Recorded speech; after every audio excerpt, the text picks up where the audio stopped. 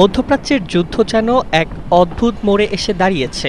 একদিকে ক্ষেপণাস্ত্র, ড্রোন ও বিস্ফোরণে কাঁপছে ইরান, অন্যদিকে একই সময় পর্দার আড়ালে চলছে শান্তি আলোচনার প্রস্তুতি।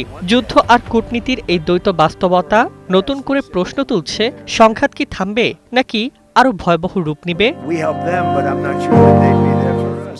খামেনির শোকানুষ্ঠানের মধ্যেই ৮ জুলাই রাতে ইরানের বিভিন্ন সামরিক লক্ষ্যবস্তুতে নতুন করে মার্কিন হামলা শুরু হয়। এর জবাবে ইরানও হরমুজ প্রণালীর আশেপাশে হামলা চালায় এবং যুক্তরাষ্ট্রের স্বার্থ সংশ্লিষ্ট লক্ষ্যবস্তুতে পাল্টা আঘাত হানে। এরপর বুশেহর, বন্দর আব্বাস, চোগাদাক সহ দক্ষিণ ইরানের একাধিক এলাকায় ধারাবাহিক বিস্ফোরণ ও হামলার খবর আসে। যুক্তরাষ্ট্র কয়েকটি অভিযানের দায় স্বীকার করলেও সাম্প্রতিক কিছু বিস্ফোরণের সঙ্গে সম্পৃক্ততার কথা অস্বীকার করেছে।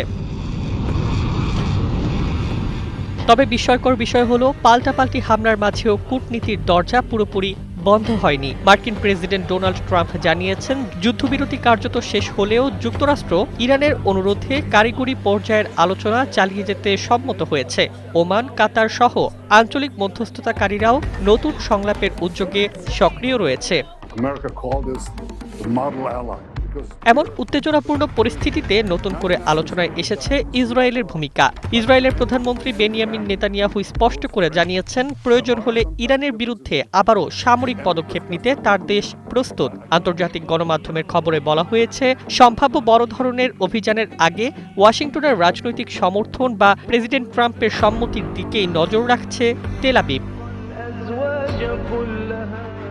ফলে মধ্যপ্রাচ্যের বর্তমান চিত্র যেন এক বৈপরীত্যের প্রতিচ্ছবি। এক হাতে শান্তি আলোচনার নথি, অন্য হাতে যুদ্ধের অস্ত্র। আগুন নেভানোর বদলে সেখানে যেন আরো ঘি ঢালা হচ্ছে। এখন বিশ্বের নজর একটাই প্রশ্নে, আলোচনা কি সংঘাত থামাবে নাকি নতুন করে একটি বড় যুদ্ধের সূচনা হতে যাচ্ছে? Desk report, Bangladesh bulletin.